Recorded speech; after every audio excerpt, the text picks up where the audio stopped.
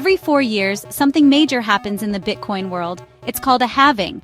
But what does it mean? And why do so many investors and miners care about it?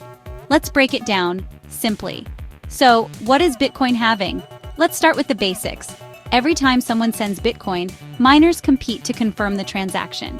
When they succeed, they're rewarded with new Bitcoins. That reward used to be 50 BTC per block, but now it's just 3.125 BTC, and it's about to drop again. Why? Because every 210,000 blocks, or roughly every 4 years, Bitcoin halves the reward miners get. This event is built into the code. It's predictable, it's automatic, and it's a big deal. But why cut the reward? Because Bitcoin is deflationary. There will only ever be 21 million Bitcoins. By halving the rewards, the supply of new Bitcoins entering the system slows down over time.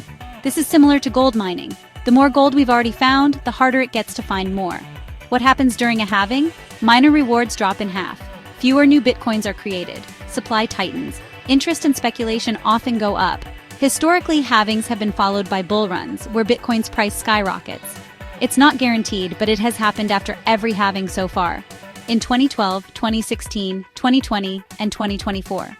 The next one is expected in April 2028. Will history repeat? No one knows for sure, but the pattern is interesting. And what about miners? When rewards drop, smaller or less efficient miners may shut down. Only the most energy-efficient mining operations survive. This can lead to shifts in mining power around the world. So now you know, Bitcoin halving is more than just a technical update.